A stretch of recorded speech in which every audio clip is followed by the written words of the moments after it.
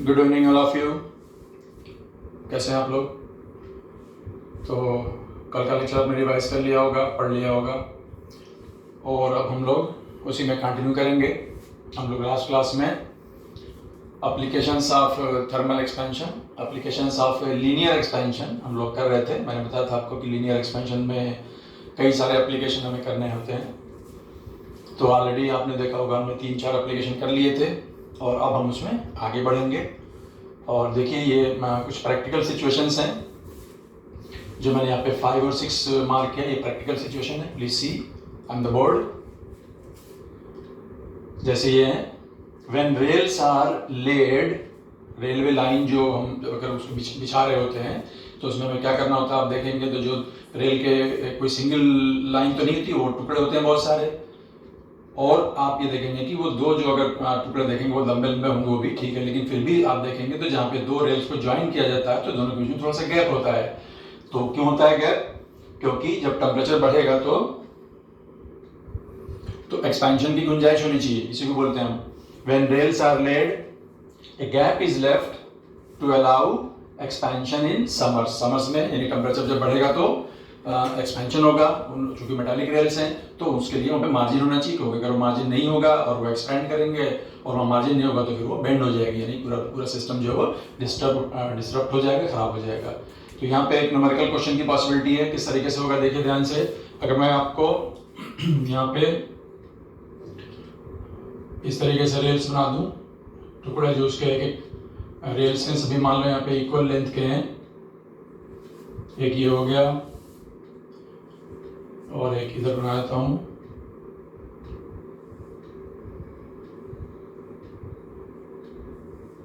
और एक यहां बना देता हूं, 3 बना देता हूं। ये अनइक्वल लेंथ के भी हो सकते हैं क्वेश्चन में, लेकिन अभी हम लोग इसको इक्वल लेंथ का ले रहे हैं। तो हर एक के बीच में मान लो हर एक की लेंथ L है, और हमें देखना ये है कि हमने इसको जब डिजाइन कर रहे हैं किसी टेम्परेचर पे तो हमें दो रेल्स के बीच में कितना गैप छोड़ना है। तो जाहिर सी बात है कि मान लीजिए आप इसको T1 टेम्परेचर पे डिजाइन कर रहे हैं, T1 टेम्परेचर पे बना रहे हैं, मान लीजिए वो विंटर का टाइम है, और अब हम जब समर के टाइम में जाएंगे टेम्परेचर बढ़ जाएगा तो जाहिर सी बात है कि इनका एक्सपेंशन होगा। तो एक्सपेंशन होगा तो जो T1 टेम्परेचर था वहां से T2 पे जाएंगे, T2 ज्यादा है तो इनका एक्सपेंशन होगा। तो जाहिर सी बात है जो एक्सपेंशन होगा तो ये जो गैप है वो कवर हो जाना चाहिए। तो उसमें अगर हम इस गैप की बात करें तो जो ये जो रॉड है, ये जो रॉड है, स्लैब है, ये दोनों एक्सपेंड करेंगे, इधर भी एक्सपेंड करेगा, इधर भी एक्सपेंड करेगा। तो हम ये देख सकते हैं कि जो पूरा गैप था डेल्टा एल वो कवर हो जाएगा।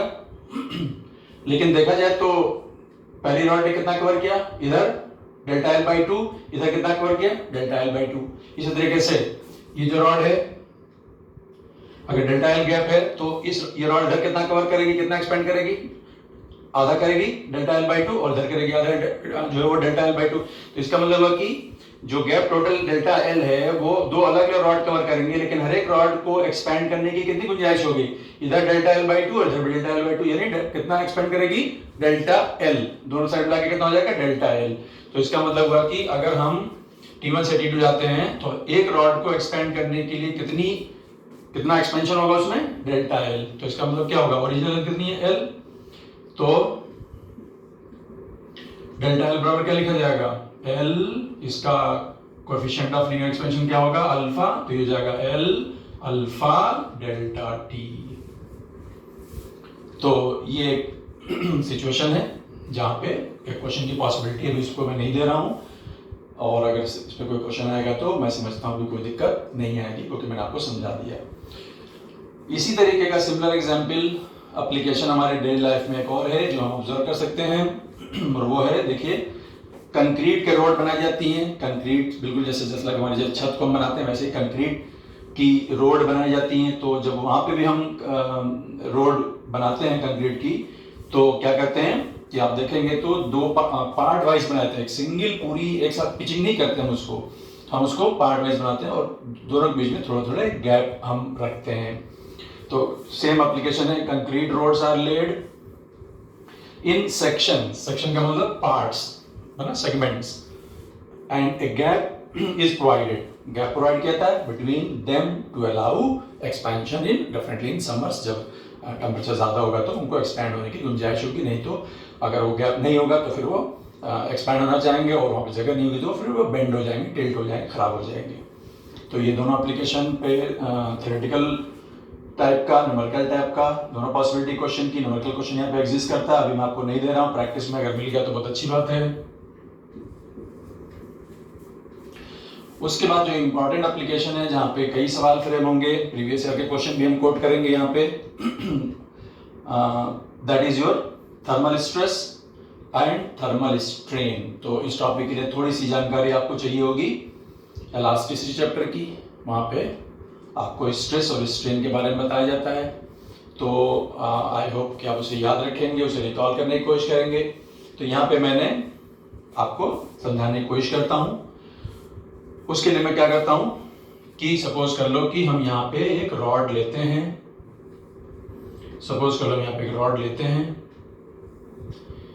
ये रॉड है, सपोज करो लेंथ L की, इसका coefficient of linear expansion alpha है और इसका यंग्स मॉडुलस y है, यंग्स मॉडुलस y है। सपोज कर लीजिए कि मैंने इसको रखा है फ्रीली एक स्मूथ सरफेस पे, फ्रीली रखा है मैंने इसको, बिल्कुल फ्रीली रखा हुआ है।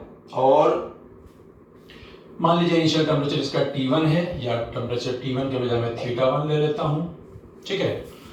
अब जो है इसकी इनिशियल लेंथ L1 कह दूं, कोई दिक्कत की बात नहीं, L कह दीजिए चाहे L1 कह दीजिए। अब अगर मैं इसका टेम्परेचर बढ़ाऊं तो क्या होगा, अगर इसका टेम्परेचर बढ़ाएंगे तो जाहिर सी बात है कि थर्मल एक्सपेंशन की वजह से ये एक्सपैंड हो जाएगी, थर्मल एक्सपेंशन की वजह से ये एक्सपैंड हो जाएगी और अब इसकी फाइनल लेंथ हो जाएगी L2।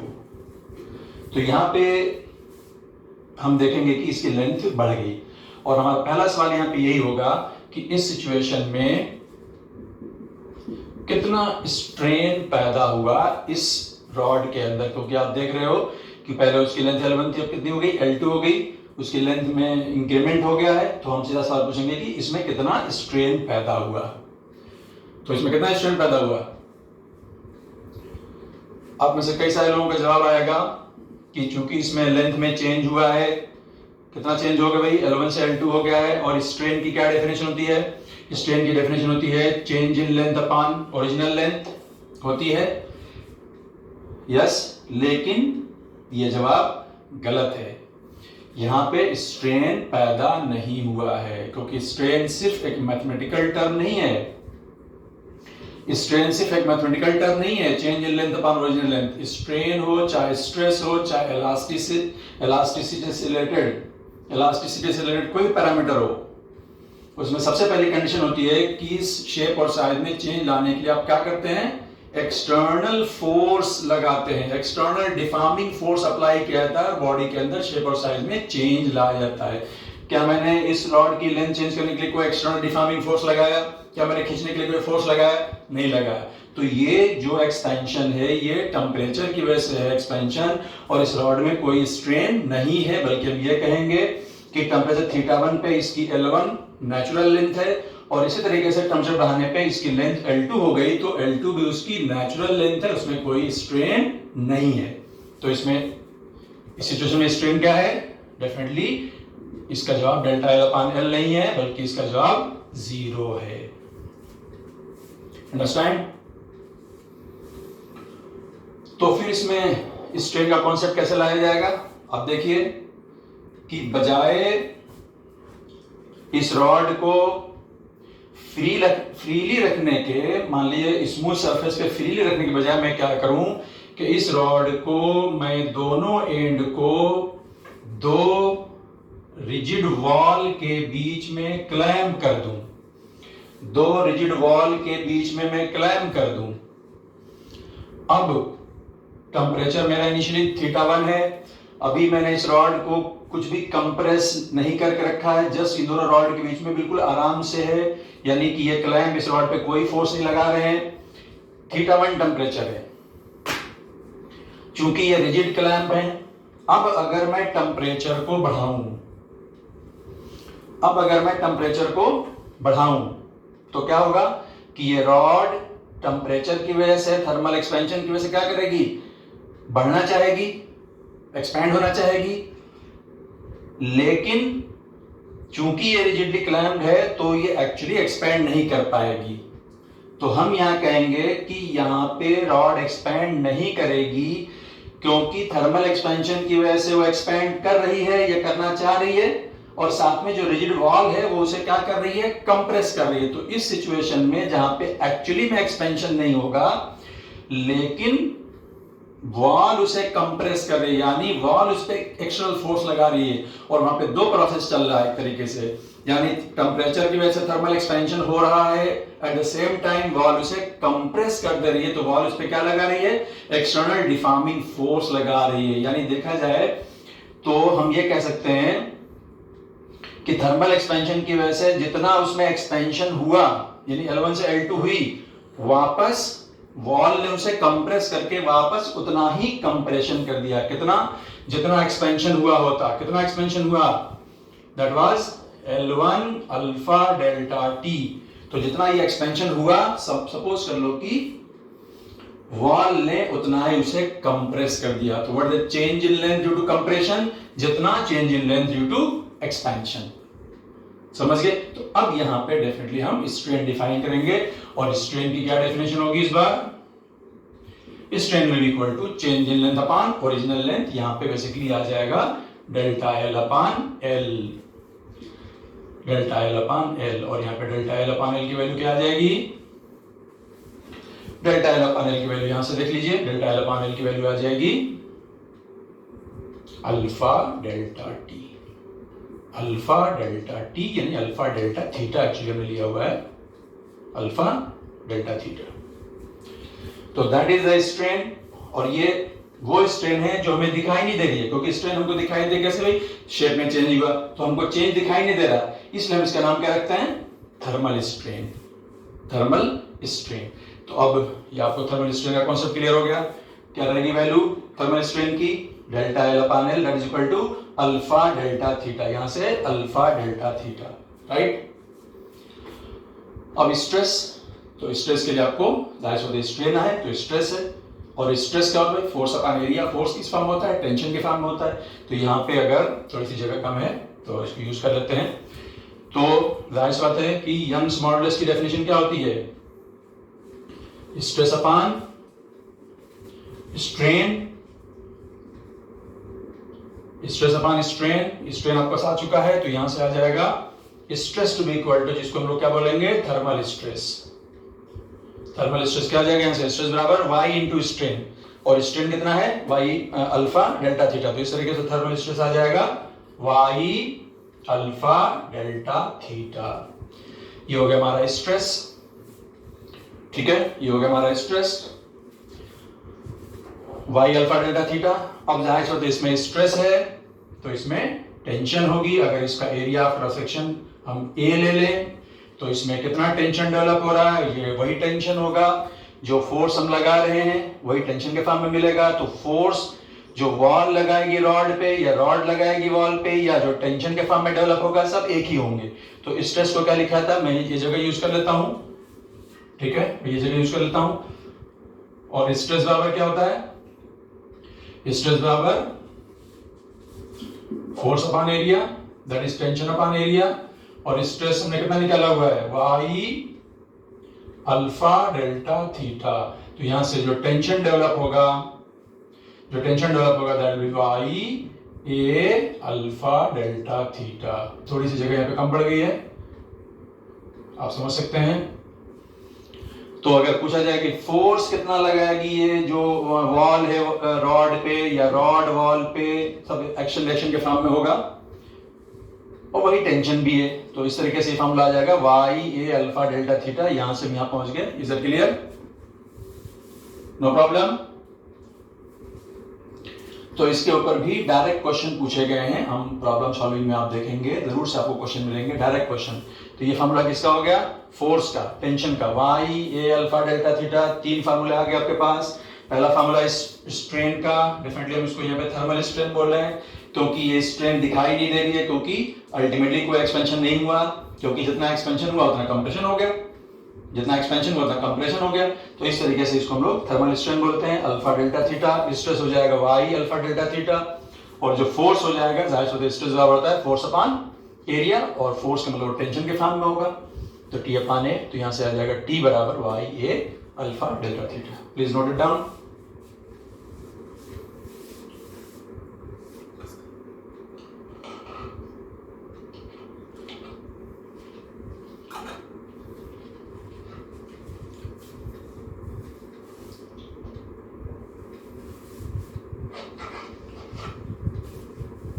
हो गया, नोट हो गया।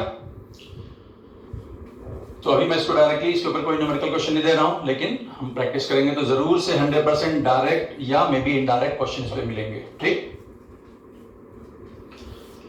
अब इसके बाद हम लोग लेंगे next application, that is your please see errors in measuring scales. Errors in measuring scale, ये क्या मामला है इसमें? देखिए हम लोग स्केल का इस्तेमाल करते हैं। देखिए हमारे पास एक स्केल है, टूटी हुई स्केल है, देख रहे हैं आप लोग, प्लास्टिक की थी, टूट गई है ना। हम लोग इसी तरीके से मेटालिक स्केल भी इस्तेमाल करते हैं, वुडन भी इस्तेमाल करते हैं। तो यहाँ पे मेटालिक स्केल की बात हो रही है। क्यों मेटालिक की बात हो रही है? क्योंकि हम ये देखना चाह रहे हैं कि टेम्परेचर बढ़ने से उसमें एक्सपेंशन हो जाएगा। तो क्या मामला है, देखिए फिर से ध्यान से, एरर इन मेजरिंग स्केल। हमने सपोज कर लीजिए कंपनी के अंदर कोई स्केल बनाई, जाहिर सी बात है जो स्केल बनाई जा रही है उस पर मार्किंग की जाती है। आपने देखा होगा ब्लैक कलर से प्रिंट किया गया है। तो हम ये कहते हैं कि भाई ये दो खानों के बीच की दूरी, दो डिवीजन के बीच की दूरी को हमने क्या कहा? सेंटीमीटर। लेकिन चूंकि ये मेटल के ऊपर मार्किंग की गई है और आप एक टेम्परेचर T1 पे ये मार्किंग कर रहे हैं, तो उस वक्त आपने इंश्योर किया कि ये दो खानों के बीच की दूरी कितनी है? सेंटीमीटर, जिसको हम कहते हैं U1। तो जिस टेम्परेचर पे ये स्केल डिजाइन किया जाता है उसको हम लोग बोलते हैं, यानी अगर T1 टेम्परेचर किया गया तो ये बेसिकली क्या है? ये है कैलिब्रेशन टेम्परेचर। कैलिब्रेशन का मतलब होता है मार्किंग करना एक तरीके से। तो इसका मतलब है कि इस टेम्परेचर पे मार्किंग की गई, तो जाहिर सी बात है कि ये स्केल जो दो खानों के बीच की दूरी हमने बताई 1 सेंटीमीटर, तो वो 1 सेंटीमीटर है। कब? जब टेम्परेचर T1 है। और अगर अब मैं इस स्केल से किसी बॉडी की लेंथ को मेजर करूंगा तो जाहिर सी बात है कि जो इसकी रीडिंग होगी वो सही होगी, क्योंकि इसके दो खानों की बीच की दूरी 1 सेंटीमीटर है। तो अगर यहाँ हम देख रहे हैं कि भाई यहाँ पे ये मान लीजिए कि ये 0 1 2 3, तो इसका हम बोल देंगे कि इस ऑब्जेक्ट की लेंथ कितनी है? 3 सेंटीमीटर, क्योंकि इसके दो खानों के बीच का गैप कितना है? सेंटीमीटर के बराबर है, 1 सेंटीमीटर के बराबर है। लेकिन प्रॉब्लम कब आएगी? प्रॉब्लम तब आएगी जब मान लिया जाए कि अब हम स्केल को यूज कर रहे हैं एक ऐसे टेम्परेचर पे जो कि बढ़ गया है टेम्परेचर। स्केल मेटालिक है, टेम्परेचर बढ़ गया है, टेम्परेचर बढ़ गया तो जाहिर से पूरी स्केल का एक्सपेंशन हो गया, पूरी स्केल का एक्सपेंशन हो गया। तो आप देख सकते हैं कि जो दो खानों के बीच का गैप हम लोग U1 कह रहे थे, जो सो कॉल्ड सेंटीमीटर रहा होगा मान लो, लेकिन अब वो U1 से क्या हो गया है? U2। तो जाहिर सी बात है ये जो गैप था वो एक तरीके से लीनियर एक्सपेंशन हो गया। तो टेम्परेचर बढ़ने के बाद अब ये स्केल डेफिनेटली सही नहीं रही और ये बन चुकी है फॉल्टी स्केल। फॉल्टी स्केल, और इसके जो दो डिवीजन के बीच का गैप है इसको हम क्या सोच रहे हैं कि सेंटीमीटर है, बल्कि अभी सेंटीमीटर तो रहा नहीं, ये एक्सपेंड होकर के हो गया सेंटीमीटर डैश। हम सोच रहे होंगे कि सेंटीमीटर है। तो जाहिर सी बात है कि अब अगर हम इस स्केल से किसी भी ऑब्जेक्ट की लेंथ को मेजर करेंगे तो वो रीडिंग सही नहीं होगी। जैसे ये ऑब्जेक्ट है फॉर एग्जांपल, तो देखा जाए तो ये स्केल कितना शो करने की कोशिश कर रही है? 3 सेंटीमीटर, लेकिन वो सेंटीमीटर है ही नहीं, तो ये जो 3 है वो भी रॉन्ग हो जाएगा। तो सबसे पहले इस U1 और इस U2 में क्या रिलेशन होगा? वो तो सिंपल है, क्योंकि सीधा सीधा एक्सपेंशन हो गया है U1 से U2। अगर इस स्केल का coefficient of linear expansion alpha हो या अल्फा एस हो, इसको कहते हैं, तो what the relation between U2 and U1? U2 और U1 में रिलेशन हो जाएगा U2 बराबर U1 with in bracket 1 plus alpha S delta T या डेल्टा थीटा, जो भी कह लीजिए। ये हमारी नई यूनिट बन चुकी है, जिसको हम लोग सेंटीमीटर सोच रहे थे, जिसको U1 सोच रहे थे, बेसिकली वो U2 हो चुका है, ठीक है ना। तो सवाल ये होता है कि अगर ये फॉल्टी स्केल हमको जो रीडिंग दे रही है तो हम उसको बोलेंगे, इस वक्त उसको बोलेंगे हम लोग मेजर्ड वैल्यू। तो उसकी वैल्यू कितनी दे रहा है? सपोज कर लो उसको दे रहा है N2।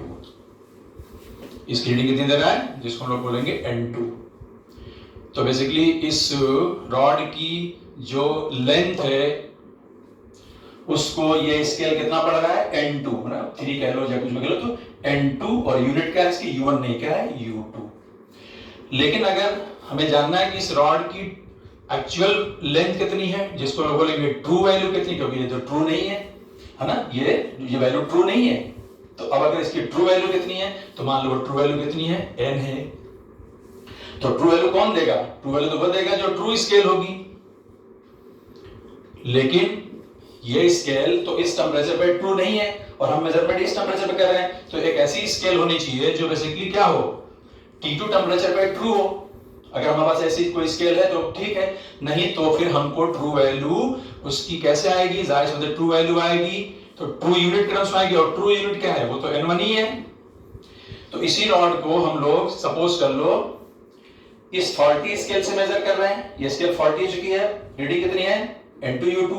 और अगर हम एक्चुअल स्केल से करते जो इस टेंपरेचर पे सही होती तो वो ट्रू स्केल कही जाती, ट्रू वैल्यू कही जाती, तब उसकी वैल्यू क्या आती n इंटू U1 उसकी ट्रू यूनिट होती और n उसकी ट्रू वैल्यू होती। लेकिन रॉड तो एक ही है। यूनिट डायमेंशन चैप्टर में एक फार्मूला बताया जाता है कि कोई फिजिकल क्वांटिटी को अगर हम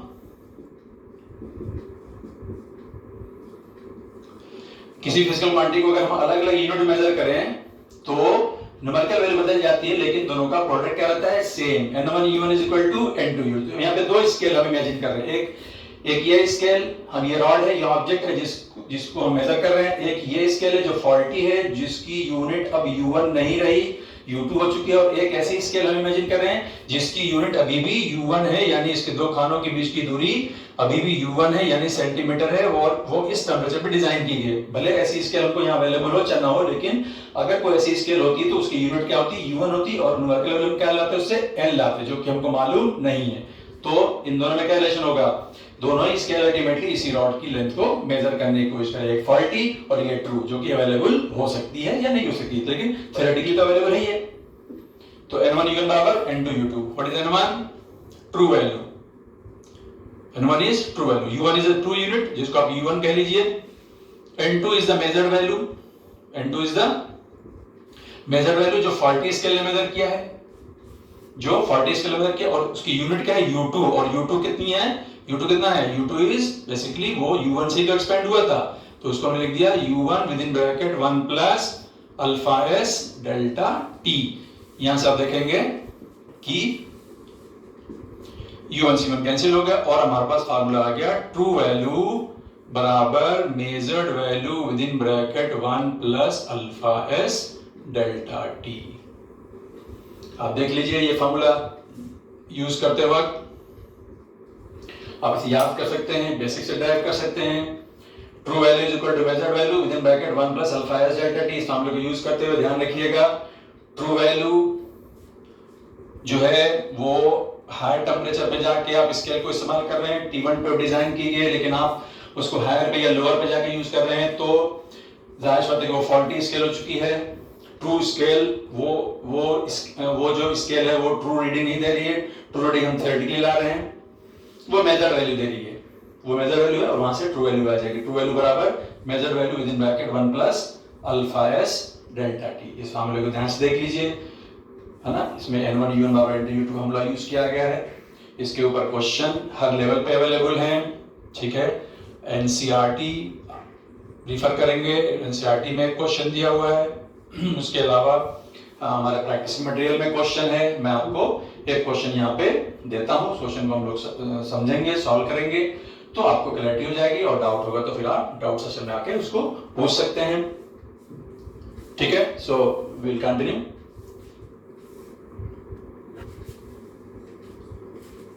ओके, सो जो हमारा एरर्स इन मेजरिंग स्केल जिसके बारे में भी मैंने बताया आपको, कोई मेटालिक स्केल है तो अगर एक पर्टिकुलर टेम्परेचर पर डिजाइन की गई है और उसके बाद अगर हम उसको किसी हाई टेम्परेचर पर यूज करेंगे तो वो सही रीडिंग नहीं देगा। तो उसके ऊपर मैंने बताया था क्वेश्चन NCERT में है, और एक क्वेश्चन यहाँ पे मैं आपको दे रहा हूँ यहाँ पे एग्जाम्पल के फॉर्म में। तो ये क्वेश्चन आपके पास है, जल्दी से नोट कर लीजिए, इस क्वेश्चन को देखिए ध्यान से। और कई सारे सवाल इसमें फ्रेम होते हैं, है ना, प्रीवियस ईयर में पूछे गए हैं, इसलिए आप ध्यान से इसको करेंगे। A glass rod when measured with a zinc scale, I'm sorry here, zinc scale. A glass rod when measured with a zinc scale, both at 30 degree Celsius, दोनों ही 30 डिग्री सेल्सियस में, appears to be of 100 centimetre. appears to be of 100 centimetre क्यों word use किया गया?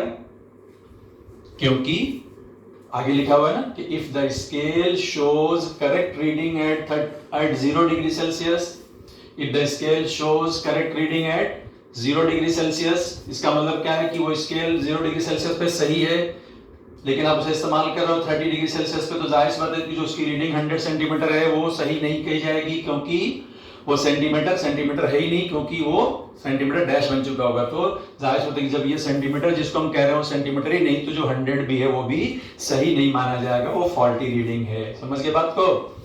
If the scale shows correct reading at 0 degree Celsius, determine the true length of the glass rod at 30 degree Celsius. तो सबसे पहले आपसे गिलास rod की true value पूछ रहे हैं, जैसा मैंने आपको समझाया था.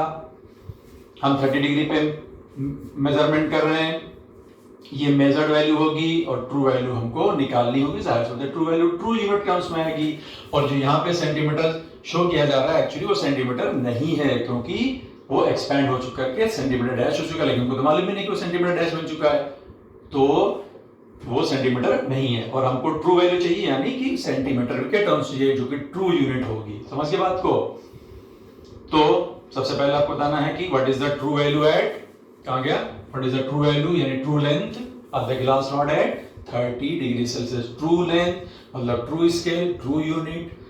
तो फॉर्मूला बहुत सिंपल है, याद रहेगा आपको. True value is equal to measured value with in bracket 1 plus alpha S delta T. बताइए यहाँ पे ट्रू वैल्यू आपको मेजर करना है न्यूमेरिकल के फॉर्म में, ट्रू यूनिट टर्म्स में आएगा ऑटोमेटिकली, वो हमको मालूम नहीं है. सपोज कर लो उसको आप कुछ भी नाम दे दो, उसको L30 कह दो. क्यों 30? क्योंकि 30 डिग्री सेल्सियस पे.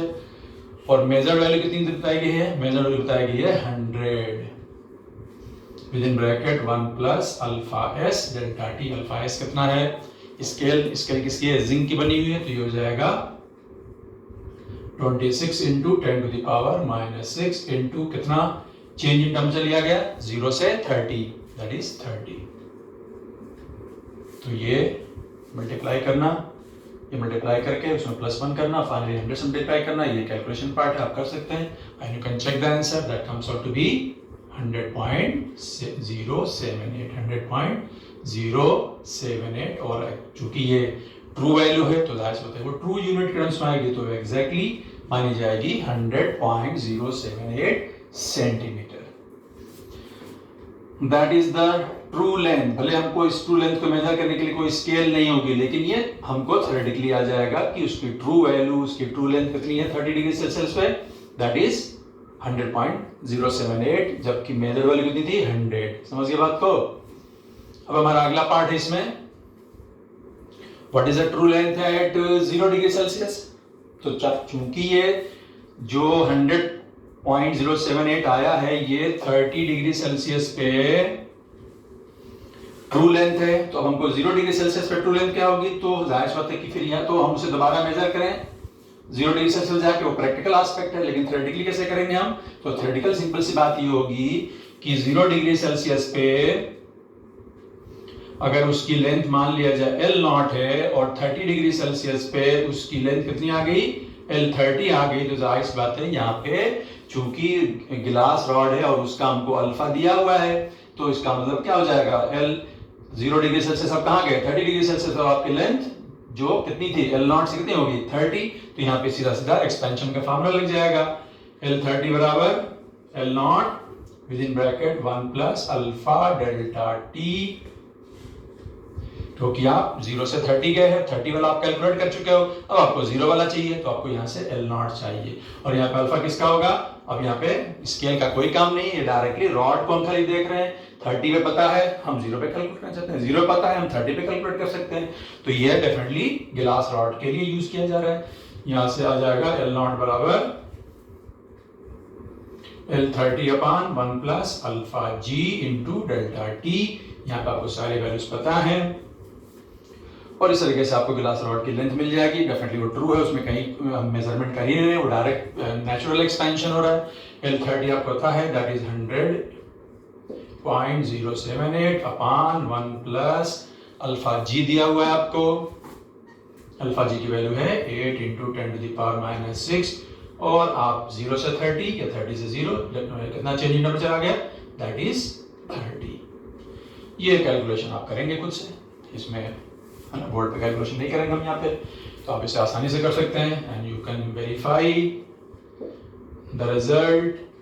इसमें कोई दिक्कत की बात नहीं, और ये भी ट्रू होगा, इसमें कोई स्केल का इस्तेमाल नहीं किया जा रहा है, तो ये ट्रू से ट्रू पहुंच रहे हैं, 0 से 30 या 30 से 0। तो please note down the discussion, solution note कर लीजिए, सिर्फ आपको कैलकुलेशन खुद से चेक करना, बाकी ये करेक्ट है। कोई डाउट है तो आप पूछ सकते हैं डाउट सेशन में, मार्क कर लीजिए।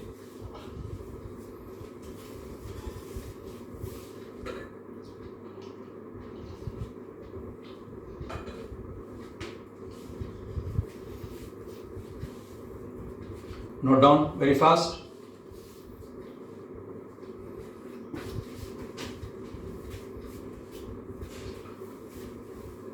ओके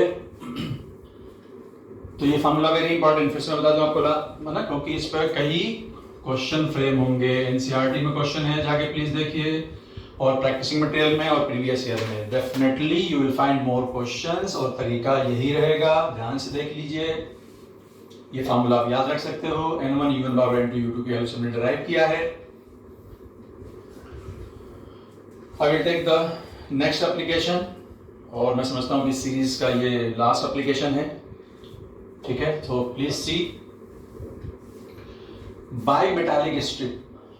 बाई मेटालिक स्ट्रिप, देखिए इसका क्या काम है यहाँ पे, आप देख सकते हैं डायग्राम में बना के रखा मैंने। यहाँ पे दो मेटालिक स्ट्रिप्स हैं, और इनको देखा जाए तो एक दूसरे से चिपका दिया गया है, बीच में से इसको ज्वाइन कर दिया गया है। यहाँ पे दोनों सेम साइज की ली गई हैं, इनकी थिकनेसेस मैंने सेम लिया है, और लेंथ भी सेम ली हुई है, सब कुछ सेम लिया हुआ है, ठीक है ना। लेकिन दोनों मटेरियल अलग अलग है, एक का कोएफिशिएंट हमारा अल्फा 1 है, दूसरे का अल्फा 2 है, और सपोज कर लीजिए कि alpha 1 is more than alpha 2, ठीक है। ये एक टेम्परेचर पे हमने बना के इसको रख दिया, सपोज कर लो दैट टेम्परेचर इज T1। अगर हम इस सिस्टम का टेम्परेचर बढ़ाते हैं तो क्या होगा, अगर हम इस सिस्टम का टेम्परेचर बढ़ाते हैं तो क्या होगा, जाहिर सी बात है कि ये जिस रॉड का अल्फा ज्यादा है वो ज्यादा एक्सपैंड होना चाहेगा, और जिसका अल्फा कम है वो कम एक्सपैंड होना चाहेगा। लेकिन चूंकि ये फ्री नहीं है 100% एक्सपैंड होने के लिए कि फ्रीली मैं इतना एक्सपैंड हो जाऊं, है ना। दोनों को बीच में क्या कर रखा है, हमने टाक रखा है, एक तरीके से ज्वाइन कर रखा है, वेल्डिंग कर रखी है अंदर से। तो उसमें होगा क्या कि जो ज्यादा एक्सपैंड होना चाहेगा और दूसरा वाला कम होना चाहेगा, चूंकि ये साइड से कोई क्लैंपिंग भी नहीं रॉड से रिजिड वॉल के बीच में, तो क्या होगा कि ये इस तरीके से बेंड कर जाएंगी, इस तरीके से ये बेंड कर जाएंगी, ठीक है ना। क्योंकि अच्छा जब बेंड कर जाएंगे तो क्या होगा कि ऑटोमेटिकली, अब इसमें देखेंगे इस डायग्राम में, अगर इस तरीके से बेंड हो गए तो जो इसमें बाहरी जो रॉड है, जाहिर सी बात है कि उस आर्क में ये जो इसकी आर्क लेंथ क्या होगी, ज्यादा होगी। भले हम मान लें कि जो भी हमारे सामने डायग्राम बन के आ रहा है, तो ये लेंथ क्या हो जाएगी ज्यादा, और ये लेंथ क्या होगी कम। तो ये ज्यादा एक्सपेंड होना चाह रही थी तो ज्यादा एक्सपेंड होगी, और ये कम एक्सपेंड होना चाह रही थी तो कम एक्सपेंड हुई। तो इस तरीके से ये बायोमेट्रिक स्ट्रिप क्या होती है, बेंड हो जाती है। तो हमसे क्वेश्चन पूछा गया है, इसमें पहला तो सवाल ये पूछा जाएगा कि बेंडिंग किस तरफ होगी, बेंडिंग किस तरफ होगी, यानी कौन सी साइड में कॉन्वेक्स शेप बनेगा और किस साइड में कॉनकेव शेप बनेगा। तो जाहिर सी बात है ये कौन सा शेप है, कॉन्वेक्स है, और ये कौन सा है, कॉनकेव। तो जिसका अल्फा ज्यादा होगा वो बाहरी एज बनेगा, वो कॉन्वेक्स बनेगा, सीधी सी बात है, जिसका अल्फा ज्यादा होगा, राइट। और दूसरा सवाल जो पूछा गया है कंपटीशन में, वो पूछा गया है कि जो ये बेंडिंग है, अगर हम इसमें इसकी एवरेज रेडियस कैलकुलेट करें, रेडियस ऑफ दिस बाइमेटालिक स्ट्रिप, तो वो फार्मूला हमको ड्राइव नहीं करना है, लेकिन मैं आपको डायरेक्टली बता देता हूं कि जो रेडियस का फार्मूला आता है ड्राइव करके, with some approximation that comes to be t upon alpha 1 minus alpha 2 into delta t. Delta T is the change in temperature, जो आपने चेंज इन टेम्परेचर किया है, ठीक है। अल्फा 1 माइनस अल्फा 2 टी क्या है, यहाँ पे थिकनेस है। अब देखिए हमें इस फार्मूले को ड्राइव नहीं करना है, लेकिन कम से कम इस फार्मूले को हम समझ तो सकते हैं कि रेडियस जो बायोमेटेलिक स्ट्रिप के आगे बेंडिंग की वजह से रेडियस बन गई, कर्वेचर बन गया, तो वो ये फार्मूला हमारे पास आ गया। तो ये बताना है कि तीन चीजों पर डिपेंडेंसी समझाने की कोशिश कर रहे हैं। एक है थिकनेस ऑफ द स्ट्रिप, दूसरा है अल्फा 1 माइनस अल्फा 2, यानी दोनों के बीच में जो डिफरेंस होगा अल्फा का वो कितना ज्यादा है, और हम कितना ज्यादा टेम्परेचर में चेंज ला रहे हैं। तो सीधी सी बात है, लॉजिक के हिसाब से इस फार्मूले को हम याद रखेंगे। पहली बात तो ये समझो कि बेंडिंग जितनी ज्यादा होगी, बेंडिंग जितनी ज्यादा होगी, बेंडिंग जितनी ज्यादा होगी, तो इसका मतलब क्या होगा, रेडियस कम होगी। समझ सकते हो बात को, है ना। ये बेंडिंग ज्यादा है या कम है, और ये बेंडिंग ज्यादा है या कम है। जाहिर सी बात है कि ये बेंडिंग ज्यादा नहीं हुई है, ऑलमोस्ट सीधा ही है। और यहाँ बेंडिंग ज्यादा हुई, किसकी रेडियस ज्यादा कम है, ये जानकारी आपको होनी चाहिए ना। डेफिनेटली इसकी रेडियस क्या होती है, कम होती है। जो शार्पर होते हैं टर्न्स, हम मानते हैं कि उनकी रेडियस कम होती है। और अगर बिल्कुल स्ट्रेट लाइन हो तो उसकी रेडियस क्या मानते हैं हम लोग, इनफाइनाइट, वेरी लार्ज। तो इसमें रेडियस सबसे कम, इसकी तो बेंडिंग सबसे ज्यादा है लेकिन रेडियस कम है। तो जाहिर सी बात है कि अगर आपको चाहिए बेंडिंग ज्यादा कब होगी, यानी रेडियस कम होगी। बेंडिंग ज्यादा होगी मतलब रेडियस कम होगी, तो जाहिर सी बात है, तो रेडियस कम होने के लिए क्या चाहिए, टी कम होगा। अगर जो मेटालिक स्ट्रिप्स हैं, अगर उनकी थिकनेस कम होगी तो बेंडिंग होना आसान होगा, डेफिनेटली बेंडिंग आसान होगी। टी कम होगा तो बेंडिंग ज्यादा होगी, बेंडिंग ज्यादा होगी तो रेडियस कम होगी। दूसरी बात, अगर मैं टेम्परेचर ज्यादा चेंज करूंगा तो जाहिर सी टेम्परेचर ज्यादा चेंज करूंगा तो भी बेंडिंग ज्यादा होगी। टेम्परेचर ज्यादा चेंज करूंगा तो बेंडिंग ज्यादा होगी, बेंडिंग ज्यादा होगी तो रेडियस कम होगी। और दूसरी चीज क्या है, अगर दोनों के अल्फा में डिफरेंस ज्यादा होगा तो भी बेंडिंग ज्यादा, क्योंकि अगर दोनों का अल्फा सेम होगा, दोनों सेम एक्सपेंड कर जाएंगे तो कोई बेंडिंग नहीं होगी और उसका रेडियस क्या रह जाएगी, है ना। अल्फा 1 माइनस अल्फा 2 जीरो आ गया तो यहाँ जीरो आ गया क्या जाएगा, इन्फिनिटी, यानी वो स्ट्रेट का स्ट्रेट ही रह जाएगा। तो इसका मतलब होगा कि अल्फा 1 माइनस अल्फा 2 जितना ज्यादा होगा, दोनों के अल्फा में डिफरेंस जितना ज्यादा होगा तो रेडियस उतनी कम होगी। रेडियस जितनी कम है इसका मतलब बेंडिंग उतनी ज्यादा है। तो इसके ऊपर न्यूमेरिकल क्वेश्चन आपके लेवल पे मैं नहीं एक्सपेक्ट कर रहा हूँ, लेकिन डायरेक्ट क्वेश्चन पूछा गया डिपेंडेंसी का, डायरेक्टली प्रोपोर्शनल के फॉर्म में, इनवर्सली प्रोपोर्शनल के फॉर्म में। तो इस चीज को ध्यान समझ लीजिए, और मे बी हमको एक क्वेश्चन मिल जाएगा, चाहे प्रीवियस ईयर हो चाहे दूसरे प्रैक्टिस मटेरियल हो। मैं भी आपको कोई इसमें न्यूमेरिकल नहीं दे रहा, न्यूमेरिकल क्वेश्चन इसमें फ्रेम ही नहीं कर रहे हैं। कंसेप्चुअल क्वेश्चन, ये डायरेक्ट क्वेश्चन होगा इसके ऊपर। तो ये आपके सारे हो गए application based on linear expansion. मैं आपको एक क्वेश्चन और देना चाहूंगा लीनियर एक्सपेंशन के ऊपर, और उसके बाद हम लोग सरफेस एक्सपेंशन और फिर वॉल्यूम एक्सपेंशन डिस्कस करते हैं, ठीक है। So let us continue for the next question.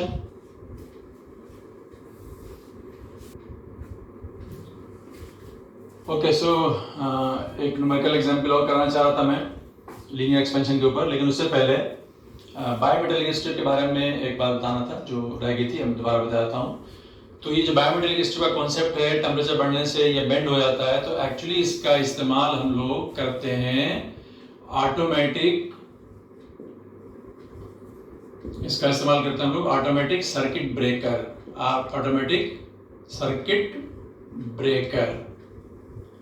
जैसे हमारे घरों में गीजर का इस्तेमाल होता है, जाहिर सी बात है इलेक्ट्रिक गीजर का जो इस्तेमाल होता है, तो जब उसमें टेम्परेचर एक पर्टिकुलर अमाउंट को पहुंच जाता है तो आप जानते होंगे, आप सभी ने देखा होगा कि वो सर्किट अपने आप ब्रेक हो जाता है। क्योंकि अगर हमने स्विच को ऑन करके भूल गए और उसमें सर्किट ब्रेकर नहीं लगा हुआ तो पानी पूरा बॉयल हो जाएगा और पूरा सिस्टम खराब कर देगा। तो ऑटोमेटिक उसमें सर्किट ब्रेकर लगा होता है। उस सिस्टम को हम लोग थर्मोस्टेट भी कहते हैं, थर्मोस्टेट। तो उसमें हम इस तरीके से बायोमेटेलिक स्ट्रिप का इस्तेमाल कर सकते हैं।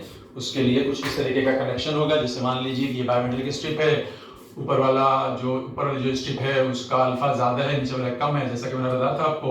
और कनेक्शन कुछ इस तरीके से होगा कि हमारा जो है मान लीजिए ये आपका रेजिस्टेंस है और यहाँ पे हमने बैटरी लगा लो, डीसी सोर्स दिखलाते हैं, और यहाँ पे जो कनेक्शन होगा वो एक पॉइंटेड कनेक्शन होगा, ये कॉन्टेक्ट टाइप का कनेक्शन होता है। आप देख सकते हैं कि अभी ये इस तरीके से कनेक्शन है, अभी ये कनेक्शन है, और जाहिर सी बात है कि यहाँ पे हीट डेवलप होगी, यहाँ पे हीट डेवलप होगी, वो हीट मेटालिक स्ट्रिप हो जाएगी, और जैसे ही टेम्परेचर एक पर्टिकुलर टेम्परेचर से ज़्यादा पहुंचेगा तो इसमें बेंडिंग आने लगेगी, और जैसे बेंडिंग आने लगेगी तो ये जो कनेक्शन है वो क्या हो जाएगा, वो कनेक्शन यहाँ से छूट जाएगा, वो कनेक्शन क्या करेगा, छूट जाएगा, यानी अब जो है फर्दर हीटिंग नहीं होगी, क्योंकि अगर जो है पानी इतना गर्म हो चुका, अब अगर आप इस्तेमाल करेंगे तो अच्छी बात है, नहीं तो फिर वो धीरे धीरे ठंडा भी हो जाएगा, और जब धीरे धीरे ठंडा हो जाएगा तो फिर से क्या होगा, फिर से ये सीधी हो जाएगी, और सीधी होकर फिर से कनेक्शन बन जाएगा। तो इस तरीके से ये ऑटोमेटिक सर्किट ब्रेकर में काम आता है बहुत सारी हीटिंग डिवाइसेस में, जिसमें हमने एक एग्जांपल बता दिया किसका, गीजर का, जो हमारा हाउस होल्ड का एक एग्जांपल है। तो प्लीज नोट कर लो इस पॉइंट को।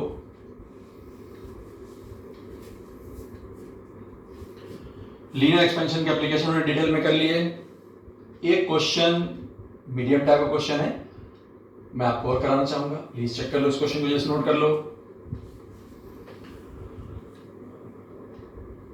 If two rods of length L and 2L having coefficient of linear expansion alpha and 2 alpha are connected so that it becomes a rod of length 3L, that's what the series में join कर दिया होगा। तो इस तरीके से join कर दिया,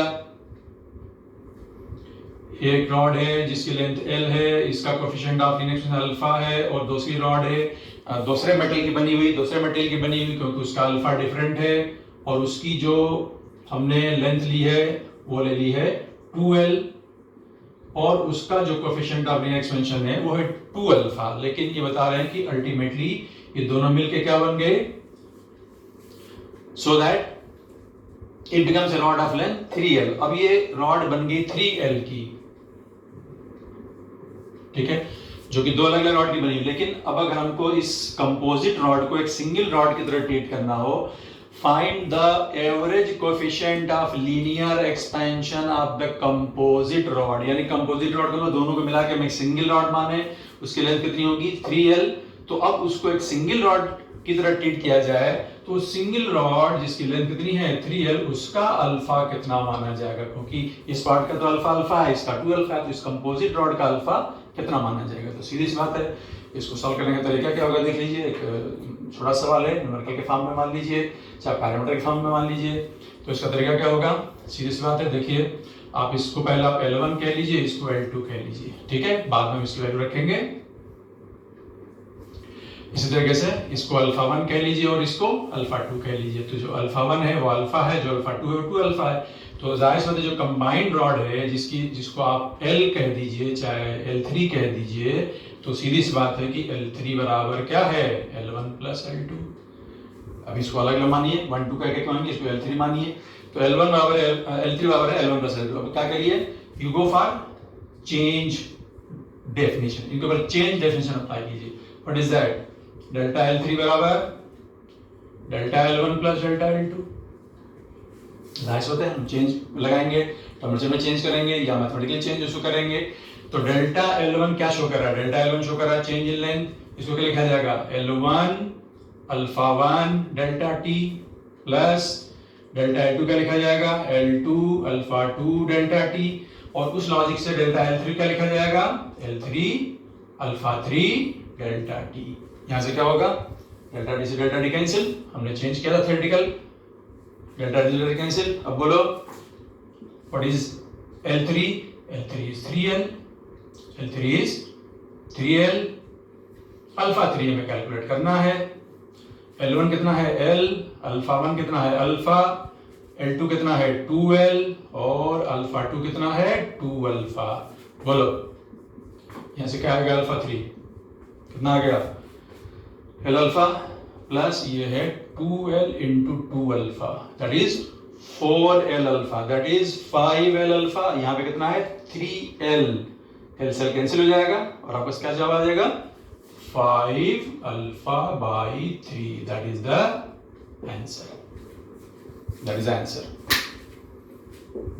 चेक कर लो, बहुत सिंपल है। L1 L2 कह दिया, L3 जो होगा ज़ाहिर से दोनों का सम हो जाएगा क्योंकि कंपोजिट डॉट बन गई है। L3 बराबर L1 plus L2, we go for a formula by change, हम टर्म्स में चेंज कर सकते हैं थ्योरेटिकली या प्रैक्टिकली। तो डेल्टा L3 बराबर delta L1 plus delta L2। Note down very fast. ये एक छोटा सा क्वेश्चन है, इस टाइप से क्वेश्चन कभी पूछा सकता है।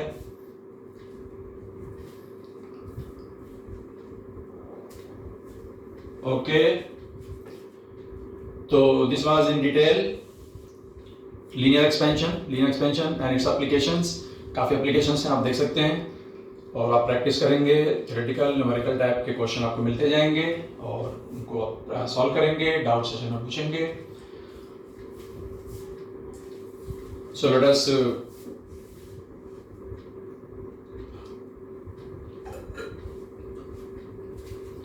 us go ahead and we start with the next part, that is surface expansion। जैसे मैंने बताया था, लीनियर एक्सपेंशन, एरियल एक्सपेंशन या सरफेस एक्सपेंशन और वॉल्यूम एक्सपेंशन। तो हम लोग पहुंच गए हैं सेकंड पार्ट के लिए, पहुंच रहे हैं एरियल या सरफेस एक्सपेंशन। और जाहिर सी बात है कि उस एक्सपेंशन को समझाने के लिए हमारे पास कोएफिशिएंट ऑफ एरियल एक्सपेंशन, जिसको हम रिप्रेजेंट करेंगे बीटा से। तो इसमें इसको डिफाइन करना कोई मुश्किल काम नहीं होगा।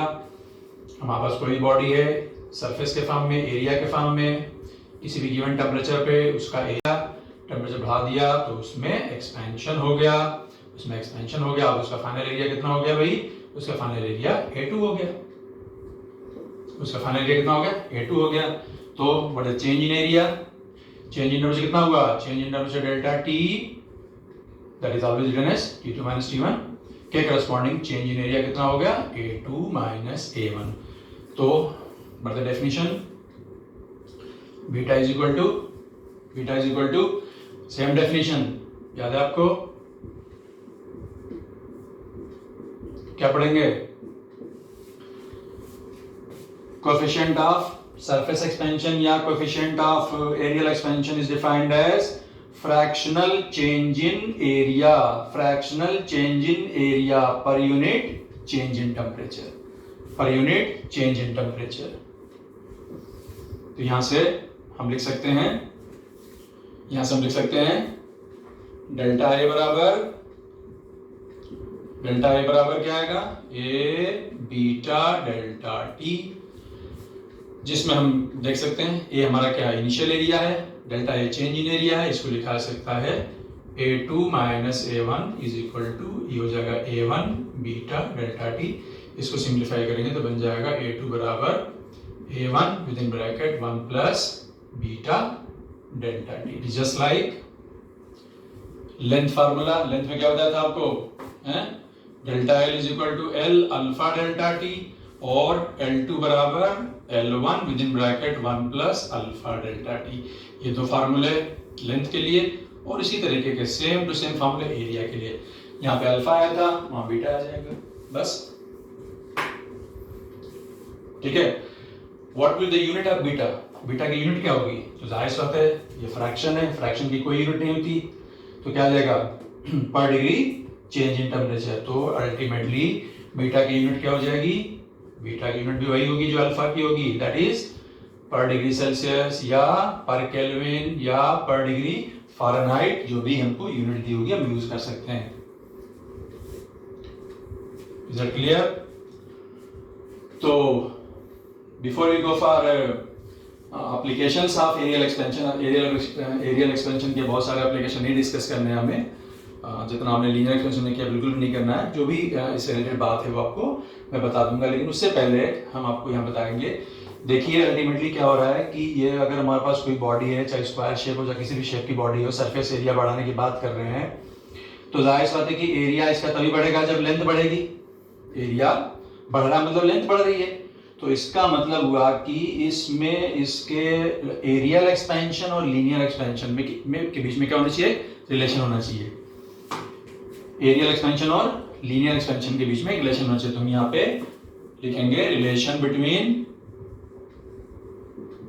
Between alpha and beta.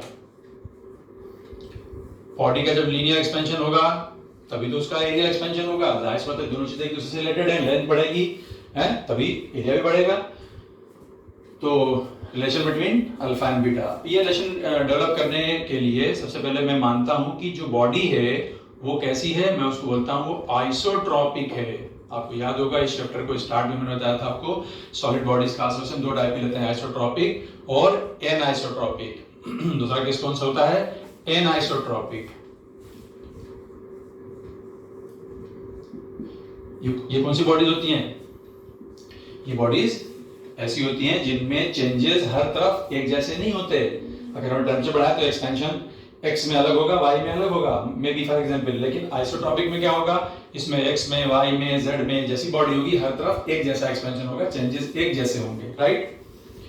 तो अगर मैं रिलेशन बिटवीन अल्फा बीटा पहले ड्राइव करता हूं किसके लिए, आइसोट्रॉपिक बॉडीज के लिए, उसके लिए सिंपलिसिटी के लिए हम क्या कर सकते हैं, सपोज कर लो कि हम यहाँ पे एक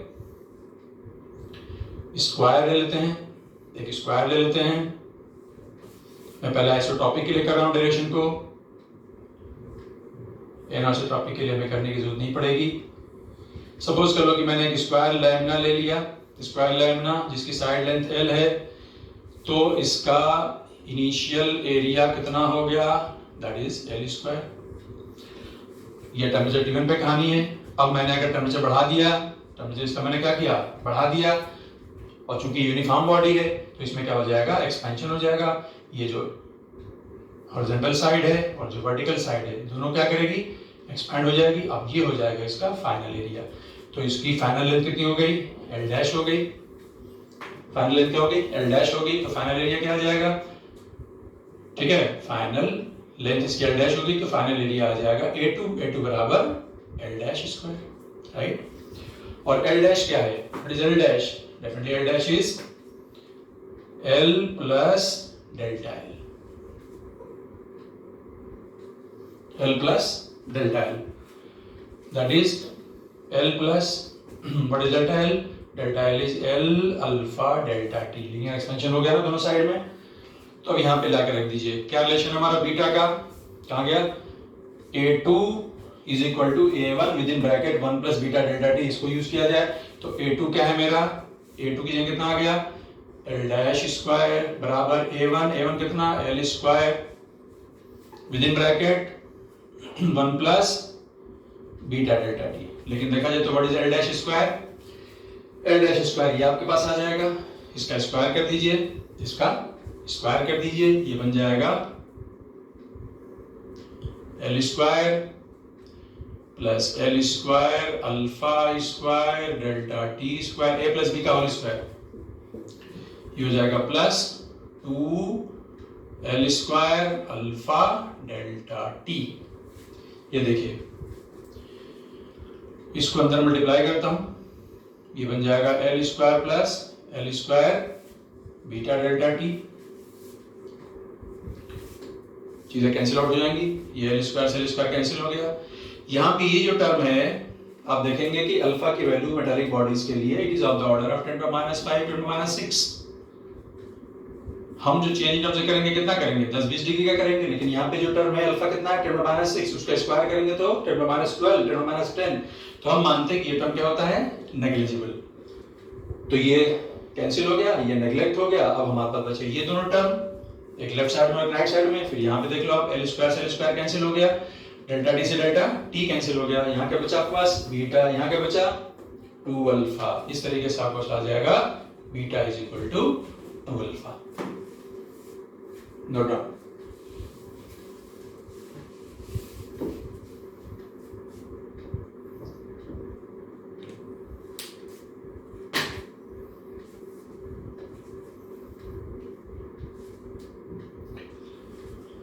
ये आइसोट्रॉपिक बॉडी के लिए बीटा इक्वल टू अल्फा। अगर ये बॉडी आइसोट्रॉपिक नहीं हुई, एनाइसोट्रॉपिक हुई, मान लो कि बॉडी में ये स्पेस यूज कर लूं, मैं ये वाला स्पेस यूज कर लेता हूं, ये पार्ट कंप्लीट हो गया है। अगर बॉडी एनाइसोट्रॉपिक हुई तो जाहिर सी बात है कि उसके x में एक्सपेंशन के लिए अल्फा जो होगा वो अल्फा 1 होगा या अल्फा x होगा, और y में एक्सपेंशन के लिए अल्फा 2 होगा। डेरिवेशन की जरूरत नहीं है कि अगर बॉडी अगर एनाइसोट्रॉपिक है, और अगर हम ये कह दें कि उसके x में एक्सपेंशन के लिए अल्फा x है और y में एक्सपेंशन के लिए अल्फा y है, तो हम प्रूव कर सकते हैं कि beta will be now equal to alpha x plus alpha y। आपको इसको ड्राइव करने की जरूरत नहीं है, डायरेक्टली क्वेश्चन पूछा गया कंपटीशन में, तो we should be able to remember it. x में एक्सपेंशन के लिए अल्फा x है, y में अल्फा y है, तो इसका जो एरियल एक्सपेंशन होगा that can be given by beta is equal to alpha x plus alpha y। तो एरियल एक्सपेंशन में ये थ्योरेटिकल पार्ट हो गया आपके पास। थोड़ा सा मैं डिस्कशन बताना चाहूंगा इसमें एप्लीकेशन के टर्म्स में, बहुत ब्रीफ में, इसके बाद हम लोग इसको लेते हैं, नोट कर लीजिए।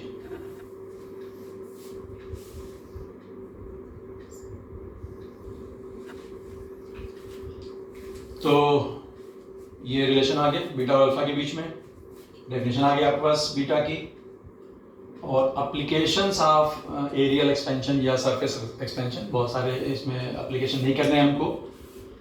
यहाँ पे एक इलस्ट्रेशन है, एक एग्जांपल है पहला, और इसमें कुछ बातें हम समझेंगे। जैसे यहाँ पे हम लोग लेते हैं, सपोज कर लो हमारे पास है कोई मेटालिक प्लेट है, हमारे पास कोई मेटालिक प्लेट है, तो अब अगर इस मेटालिक प्लेट में सपोज कर लो कि हम एक होल ड्रिल कर दें, इसके अंदर हमने एक होल ड्रिल कर दिया, होल बना दिया, तो अब हमारा सवाल होता है कि अगर हम इसका टेम्परेचर बढ़ाएं तो what will happen to the size of the whole,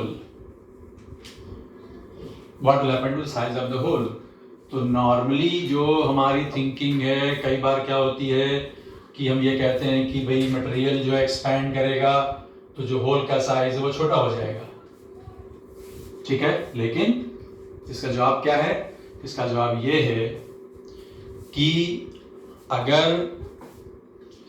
अगर मैंने इस मेटालिक प्लेट में ये जो मैंने होल ड्रिल किया है, मैं अगर होल ड्रिल करने के बजाय खाली मैं अगर इसमें पेंसिल से निशान बना दूं, ड्रिल ना करूं, तो अब क्या एक्सपेक्ट करते हो कि ये जो पेंसिल से सर्किल बना दिया गया, अब एक्सपेंशन किया जाएगा तो पहले के मुकाबले में अब जो ये साइज दिखाई देगा सर्किल का, क्या वो बढ़ेगा या घटेगा? तो आपका जवाब क्या आएगा? बढ़ेगा। तो जवाब ये है कि चाहे वो पेंसिल से निशान बना दिया जाए, चाहे पूरा उसको रिमूव कर दिया जाए, पूरी बॉडी एक्सपेंड करती है। इसका सीधा सा जवाब क्या है कि थर्मल एक्सपेंशन में आपको याद होगा एक स्टेटमेंट, वो क्या है कि due to thermal expansion the average distance between any two molecule increases, the average distance between any two molecule increases. तो ये जो दो मॉलिक्यूल हैं, चाहे उनके बीच में होल हो, गैप हो, चाहे वो मेटल हो, जाहिर सी बात है इन दोनों मॉलिक्यूल हो, चाहे ये दोनों मॉलिक्यूल हो, कोई भी दो मॉलिक्यूल, हर एक के बीच का गैप बढ़ेगा, हर एक के बीच का सेपरेशन क्या करेगा? बढ़ेगा। तो चाहे बॉडी सॉलिड के फॉर्म में रहे, चाहे वो हॉलो हो जाए, बॉडी का एक्सपेंशन बिल्कुल वैसे ही होता है, क्योंकि average distance between any two molecule has to increase. अगर टेम्परेचर बढ़ रहा है तो, अगर हम माने कि एक्सपेंशन हो रहा है तो हर जगह एक्सपेंशन होगा। और खास तौर से जो सरफेस का एक्सपेंशन होता है उसके लिए एक वर्ड यूज किया जाता है सरफेस का एक्सपेंशन में, कि जो सरफेस का एक्सपेंशन होता है, it is just like the expansion of A photographic film. It is just like the expansion of photographic film. अगर हमारे पास कोई फोटोग्राफ हो तो जब उस फोटोग्राफ का हम एक्सपेंशन करते हैं तो जाहिर सी बात है कि उस फोटोग्राफ में एक्सपेंशन करते हैं तो हर चीज जो है उसी तरीके से उसी रेशियो में एक्सपेंड हो जाती है। तो अगर हम अपना फेस देखें तो उस फेस में आंख, नाक, कान, हर चीज का एक्सपेंशन होता है। ऐसा नहीं कि ना कान का नहीं हुआ, आंख नाक का हो गया, ऐसा नहीं होता, तो पूरा एक्सपेंशन होता है। तो it is just like the expansion of A photographic film. इसी बेसिस पर एक क्वेश्चन जो कंपटीशन में पूछा गया है, मैं आपको जरूर से बताऊंगा, आपने सुना होगा तो अच्छी बात है। सेम एग्जाम्पल, जैसे यहाँ पे एक रिंग ली गई है, मैं आप बना देता हूँ पहले। ये रिंग ली गई है, इसको इस तरह के शो किया गया है कि ये रिंग है जिसकी रेडियस r है। ये रिंग को थोड़ा थिकनेस दी गई है या विड्थ दी गई है, सपोज करो इसकी थिकनेस या विड्थ जो है t है, और यहाँ पे उस रिंग में एक छोटा सा गैप बना दिया गया है, इसको आप x कह दीजिए। ये जाहिर सी की एक प्लेट के फॉर्म में दिखाई दे रही है, थोड़ी सी थिकनेस आने की वजह से रिंग में थोड़ी सी मोटाई आ गई है। अब क्वेश्चन वही है कि अगर इसका टेम्परेचर बढ़ाया जाए, और हम मानते हैं कि भाई ये नॉर्मल वही है कि टेम्परेचर बढ़ने से एक्सपेंशन होता है, तो अगर इसका टेम्परेचर बढ़ाया जाए तो क्या होगा, इसमें आर टी और एक्स में कौन बढ़ेगा कौन घटेगा? तो सोचो क्या समझाया मैंने आपको। चाहे वो हॉलो पार्ट हो, चाहे वो सॉलिड पार्ट हो, ये भी हॉलो है, ये भी हॉलो है, ये आपको मटेरियल थिकनेस लग रही है, तो चाहे हॉलो पार्ट हो चाहे सॉलिड पार्ट हो, हर एक पार्ट क्या करता है, बिल्कुल फोटोग्राफिक फिल्म की तरह एक्सपैंड होगा। तो जाहिर सी बात है जब टेम्परेचर बढ़ाया जाएगा तो आर भी बढ़ेगा, टी भी बढ़ेगा और एक्स भी बढ़ेगा। आप इसका फोटो लेकर मोबाइल में अपने से फोटो ले लीजिए और उसके बाद क्या करिए, उसको आप उसमें एक्सपैंड करिए, तो आप देखेंगे कि क्या एक्स आर टी कोई घटेगा? डेफिनेटली आप देखेंगे कि सब उसमें एक सेम वे में बढ़ेंगे। तो इस बात को ध्यान रखिएगा, चाहे वो हॉलो फॉर्म में हो चाहे सॉलिड फॉर्म में हो, है ना। मटेरियल के अंदर हॉलो पार्ट है तो भी उसका भी एक्सपेंशन होगा, क्योंकि मेटल का एक्सपेंशन हो तो हॉलो पार्ट का भी एक्सपेंशन होगा। इसी तरीके से अगर मान लिया जाए कि मेरे पास एक हॉलो स्फीयर है, ये वॉल्यूम में एक्सपेंशन में जाएगा, लेकिन यहाँ समझाने में कोई दिक्कत नहीं है। ये हॉलो स्फीयर है, सेम मटेरियल का, सेम साइज का, ये सॉलिड स्फीयर है। अगर सेम मटेरियल का सेम रेडियस का है और अगर मैं दोनों में सेम चेंज इन टेम्परेचर करूं तो चाहे वो हॉलो हो चाहे सॉलिड हो, दोनों का एक्सपेंशन सेम होगा। ध्यान समझ लो। या मान लीजिए आपका कोई खाली गिलास है, इसमें आप कुछ थिकनेस शो कर देते हैं, मान लीजिए गिलास में थिकनेस शो कर दीजिए, तो जब इसको अगर आप टेम्परेचर बढ़ाएंगे तो क्या होगा, ये जो खाली पोर्शन है वो भी बढ़ेगा, ये थिकनेस बढ़ेगी, जाहिर सी बात है आउटर वॉल्यूम बढ़ेगा, इनर वॉल्यूम भी बढ़ेगा। समझ गए बात को? तो इस चीज को समझ लीजिएगा। एरियल एक्सपेंशन के अलग से कोई न्यूमेरिकल नहीं कराना है, जरूरत पड़ेगी तो हम इस फार्मूले को यूज कर सकते हैं। चाहे ये फार्मूला हो डेल्टा ए बराबर ए बीटा डेल्टा टी, चाहे ए टू बराबर A one plus beta delta T, दोनों हो। तो न्यूमेरिकल क्वेश्चन की जरूरत अगर पड़ेगी तो हम कर लेंगे, लेकिन इस पे ये जो डिस्कशन है ये ज्यादा इंपॉर्टेंट है। इसके अलावा बीटा और अल्फा में रिलेशन आइसोट्रॉपिक के लिए और एन आइसोट्रॉपिक के लिए, ठीक है।